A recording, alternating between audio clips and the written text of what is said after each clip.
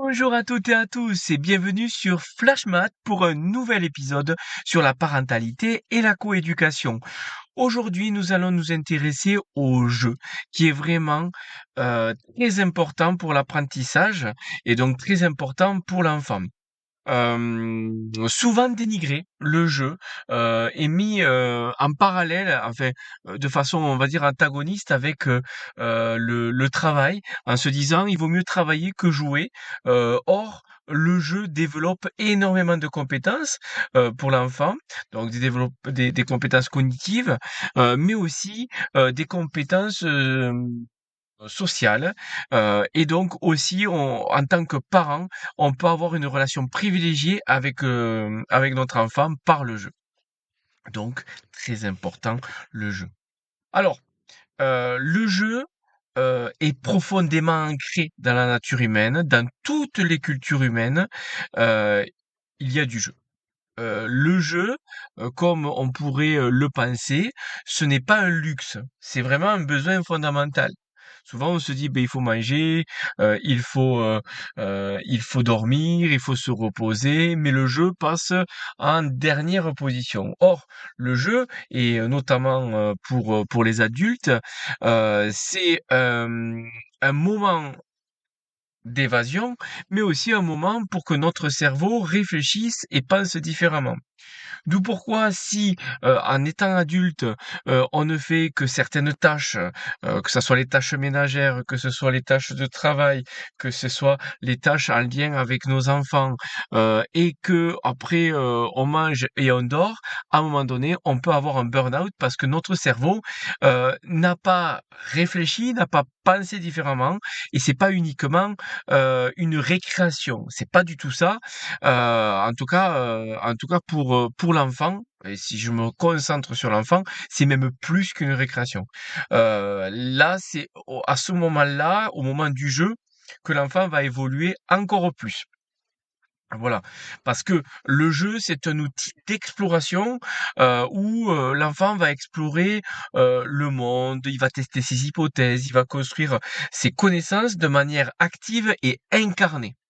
Je vais donner des exemples, hein, du coup de jeux et de types de jeux, expliquer justement le rôle de ces jeux-là. Parce que souvent on a l'impression que jouer n'apporte rien, ce qui est complètement faux. Bon, il existe plusieurs types de jeux. Alors, je suis parti sur le jeu symbolique. Alors, le jeu symbolique, c'est ce que hem, j'ai essayé de résumer sur tout ce qui est le jeu de, on fait semblant. C'est-à-dire où on incarne des rôles, où on fait, semblant, d'être serveur, on fait semblant, de préparer à manger. Donc tout ce qui, en fait, joue à la dinette, à la marchande, au médecin, c'est très important parce que là, l'enfant, il rejoue le monde, mais pour mieux le comprendre et pour mieux voir les limites. C'est-à-dire que là, moi je le vois avec mon fils qui joue, donc au docteur, il a sa petite mallette, de docteur. Il essaye de comprendre les limites justement de son diagnostic, avec ses pansements et puis aussi ça l'a aidé à mieux appréhender quand il va chez le docteur, avec, les différents outils, mieux appréhender ce que fait le docteur, mieux appréhender, du coup, et voir que du coup le docteur, ne fait pas quelque chose de mal contre lui et au contraire c'est constructif pour lui. Enfin voilà, il y a plein de choses comme ça. À la dinette c'est pareil, il y joue et du coup il y a un réel aspect et une réelle compréhension, des choses. Après, il y a les jeux de règles, c'est-à-dire les jeux comme jeux de cartes, jeux de loi, les petits chevaux, le jeu de loup, et cetera. Où là, on a un jeu, où on a des règles structurées, et ces jeux, ça permettent de créer du lien avec la personne qui joue avec. Voilà. Les jeux de société, pareil, hein, du coup, on aura cette connivence, ce jeu symbolique aussi, mais là, en fait, on a un lien, à travers les règles. C'est là où c'est quand même, assez important. Jeu de société, qui est un jeu de règles, hein, bien sûr, mais comme, donc tout ce qui est échecs, Monopoly et cetera. En plus, d'avoir des règles, il y a des stratégies à avoir. Il y a une négociation à réaliser avec autrui. Il y a aussi cet aspect de convivialité parce que la stratégie qui va être mise en place va créer soit un malaise, soit des rires des autres personnes et donc du coup il va y avoir une grosse convivialité. D'où pourquoi souvent dans les familles on prend davantage appui sur les jeux de société plutôt que sur les autres jeux. Mais c'est déjà bien d'avoir des jeux de société. Il y a énormément de jeux de société comme les anciens, comme j'ai parlé, Monopoly, etc. Mais il y a les jeux de société nouveaux. Hein. Là, on a une manne de jeux de société. On est maintenant euh, dans une société justement où on a démocratisé énormément les jeux de société. Il en sort très régulièrement des nouveaux. Ça, n'hésitez pas à aller dans des boutiques, sur certains, réseaux sociaux. Il y a des personnes qui expliquent, qui donnent des idées de jeux de société, que l'on peut partager avec son enfant, avec 2 enfants, 3 enfants, et du coup, c'est enfin voilà, il y a une multitude, autant en profiter. Après, il y a les jeux numériques. Alors les jeux numériques, ça je vais y revenir un peu plus en profondeur après, mais souvent décriés parce que numérique et donc être sur, une tablette ou être sur un portable ou être sur un ordinateur. Alors il faut pas non plus diaboliser les écrans, hein, les écrans, c'est sûr que il faut limiter pour la vue, il faut limiter, pour, il faut limiter, avant d'aller au lit, notamment, tout ce qui est la lumière bleue. Mais après, un écran, si il est éducatif, si il y a quelque chose où, il n'est pas passif, devant cet écran, c'est bon, en fait. Donc il y a aucun souci, sur les écrans par rapport à ça. Bon, j'ai fait plusieurs vidéos sur les écrans, de toute façon. N'hésitez pas à aller voir ces vidéos. Donc tout ce qui est jeux éducatifs, les applications ludiques, ça, c'est un outil puissant, heu, et justement quand il est bien choisi et accompagné, c'est énorme, c'est vraiment très puissant. Pour certains qui sont de ma génération, moi j'ai une quarantaine d'années, voilà, on a connu les genres de petits ordinateurs où quand on appuie sur un petit, bouton, heu, donc petit ordinateur, pas les ordinateurs de maintenant, mais on appelait ça des petits ordinateurs où on avait un tout petit écran, et on jouait au pendu dessus, on jouait à du calcul mental, on jouait et c'était un petit ordinateur et c'était quelque chose de d'interactif, et en lien avec le numérique. Et ça nous a appris énormément, vraiment. Ne serait-ce que pour les tables de multiplication, ne serait-ce que pour l'alphabet, ne serait-ce que pour tout ça. Donc voilà, c'est pratiquement la même chose en étant beaucoup plus évolué. Il y a une touche d'IA pour certaines applications et jeux éducatifs s'adaptent du coup aux erreurs de l'enfant pour progresser et se développer. Enfin voilà, il y a plein de choses qui peuvent être ludiques et vraiment très éducatif. Alors, ce que le jeu développe, ça c'est très important. Alors, il y a tout ce qui est coopération et socialisation, donc tout ce qui est apprendre à partager, à négocier, à respecter les règles des autres, ce qui sont des compétences sociales essentielles pour toute la vie. C'est parti et ces compétences-là, c'est des compétences qui vont, devoir acquérir, heu enfin, en plus de la de l'adaptabilité, hein, qu'ils vont devoir, développer, coopération, socialisation, adaptabilité, parce que c'est ces compétences-là qui seront la clé de leur futur métier. Parce que là, on s'oriente pas de la même façon qu'il y a 20, 30 ans. Là, on sait que les différents métiers évoluent et du coup, les patrons cherchent une adaptabilité, des employeurs. Voilà et donc aussi une coopération et une socialisation, bien sûr. On parle de retraite entre personnels pour, créer du lien, pour que du coup l'entreprise aille mieux et cetera. Enfin, vous voyez, il y a plein de choses qui sont en lien avec ça. Il y a donc, dans le jeu, on développe la logique et les stratégies. On parle des échecs, on parle du Monopoly, on parle de jeux comme, le Risque, enfin, là, je parle de vieux jeux, mais bien sûr, il y a des jeux un peu plus récents, qui jouent, de la même façon. Il y a les jeux mathématiques que certains professeurs utilisent aussi, comme la course au nombre, et qui rendent les maths vivantes, mais qui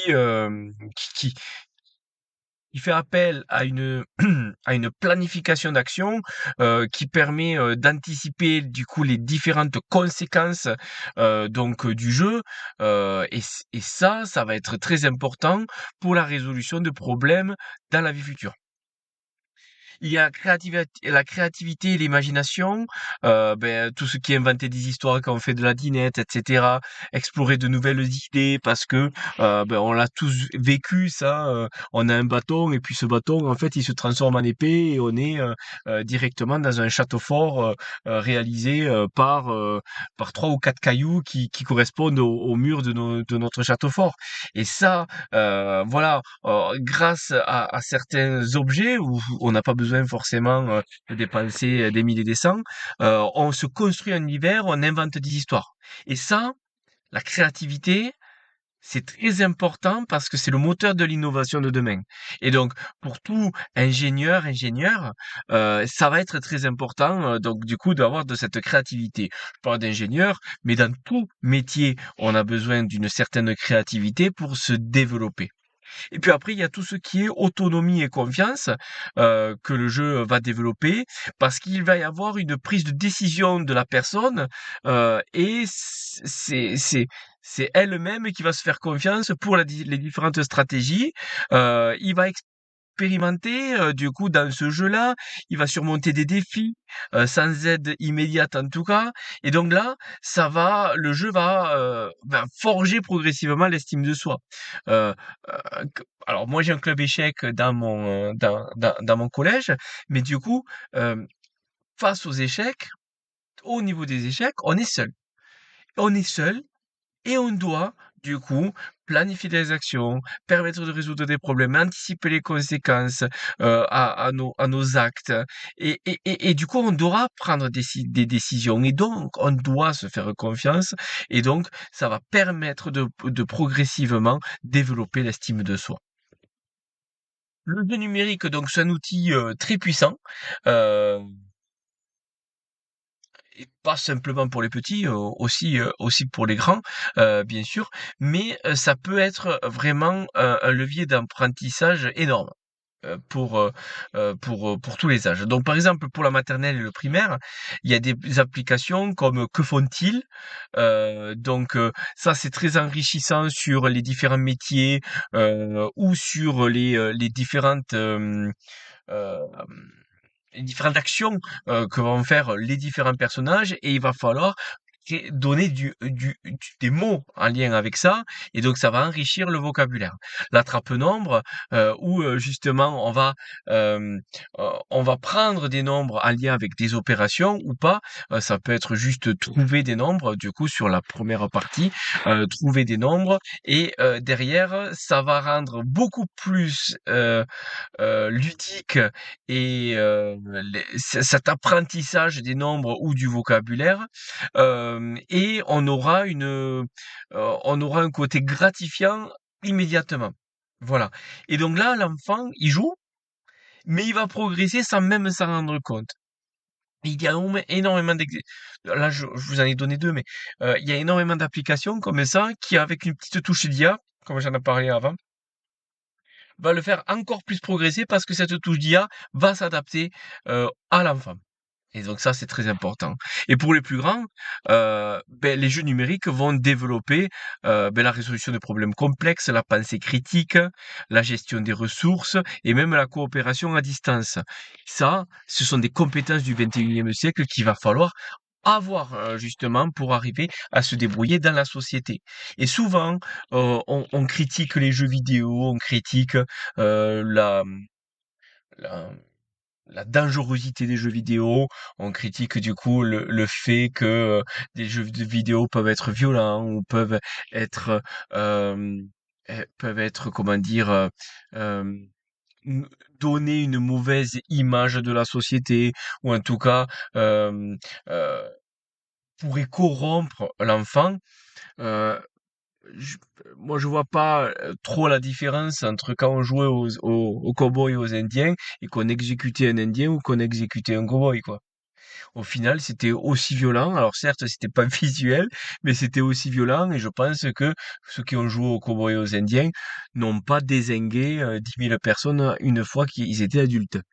Voilà. Donc en fait, il y a aussi une part des choses qu'il faut avoir.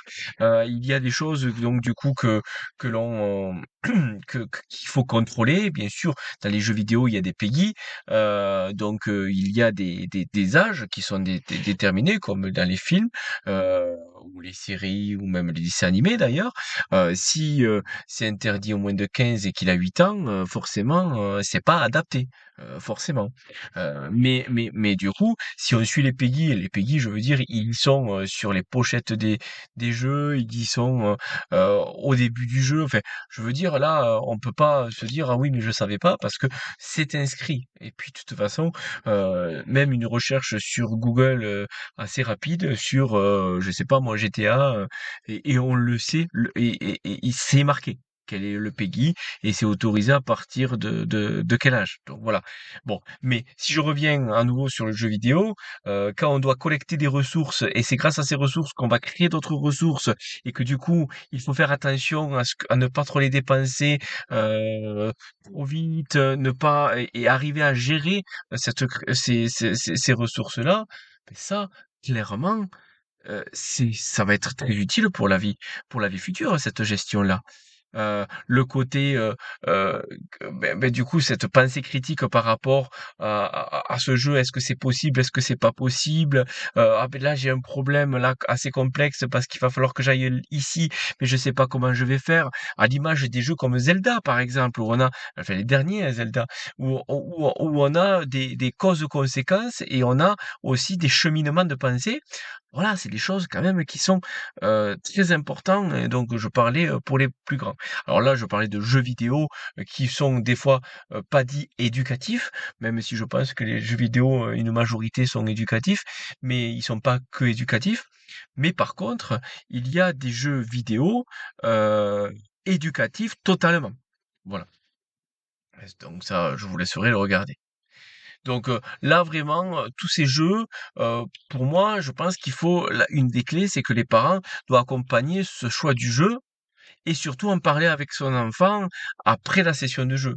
Parce que, pour ne pas avoir un côté justement trop passif et justement au contraire plus actif, de son jeu. Si, je vais prendre dans l'extrême, on a un jeu, et l'idée, de l'enfant, il était tellement passif qu'en fait il a bourriné, pardonnez-moi l'expression, mais, c'est-à-dire il a appuyé sur ses touches, mais n'importe comment parce que sans cause de conséquence. Là, c'est clair que ça va poser un souci. Par contre, s'il y a donc une réelle réflexion, voilà, c'est là où tout est l'intérêt. Donc l'écran, voilà, c'est quand même, voilà, il y a quand même du positif là-dessus. Bien sûr, attention, hein, dans la limite, hein, l'idée, quand je parle d'écran, c'est pas être 2 heures par jour sur l'écran, hein, loin de là, voilà.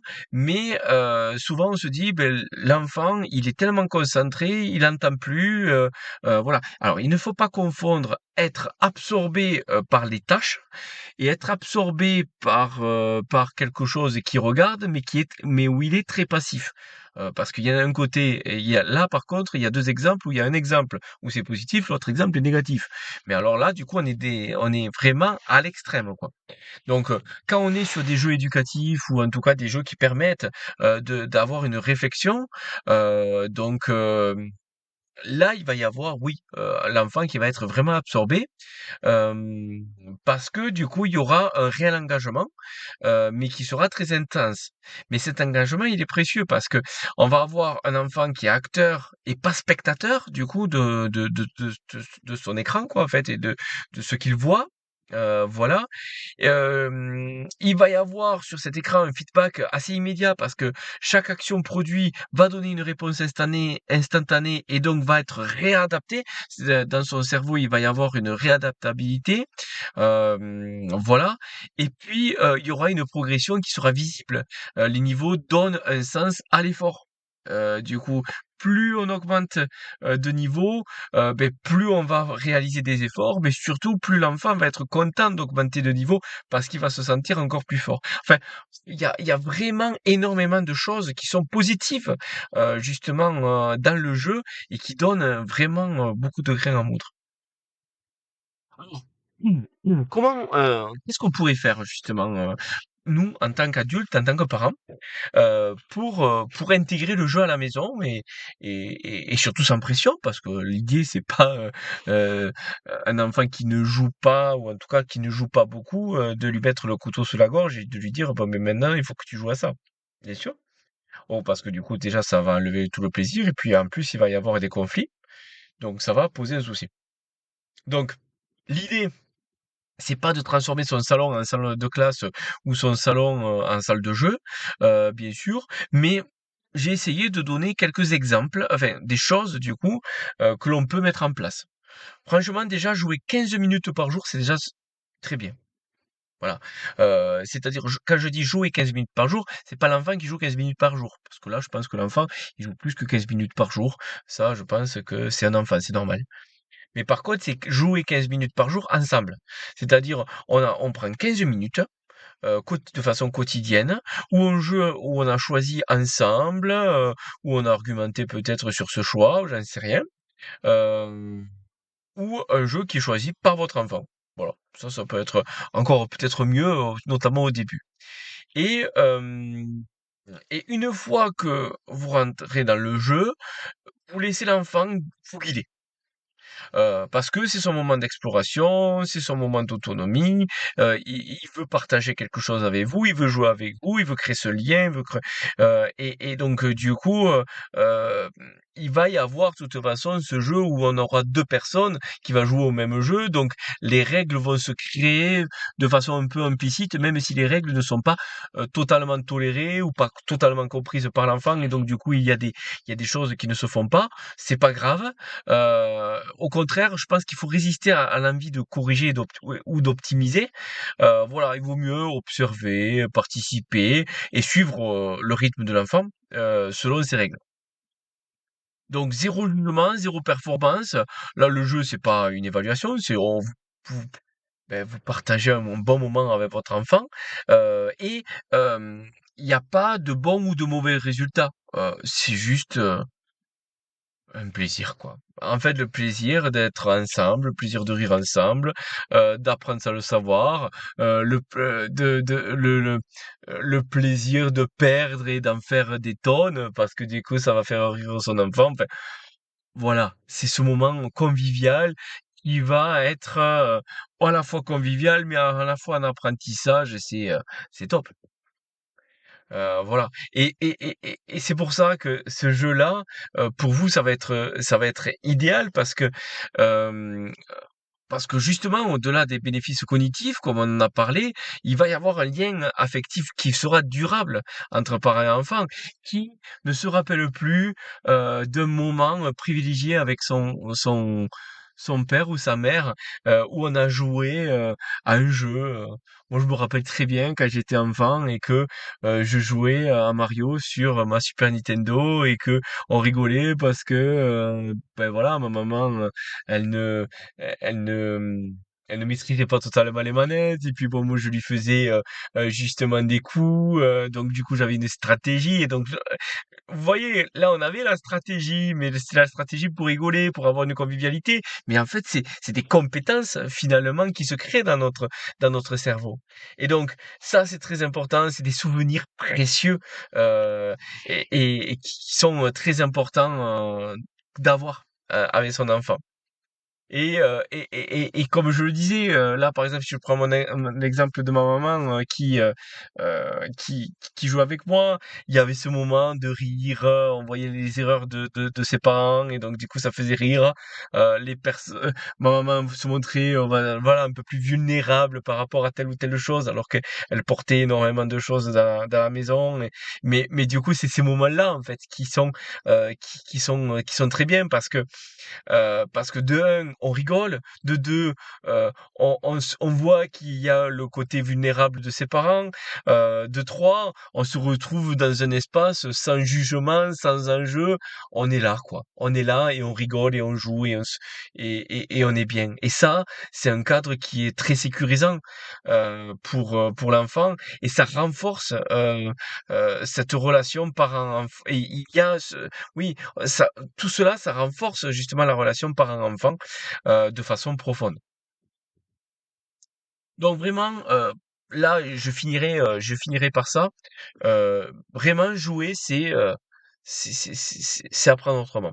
Vraiment.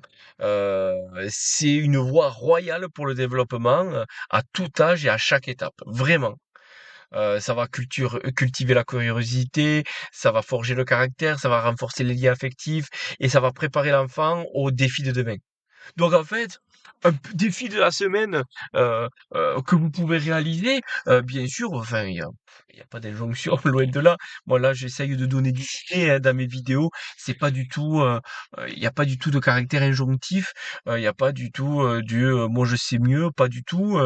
C'est pas ça. C'est que j'essaye en me documentant, j'essaye de donner et de me dire peut-être que ça peut servir à d'autres personnes comme moi et du coup c'est ce côté d'entraide en fait que je veux dans mes vidéos.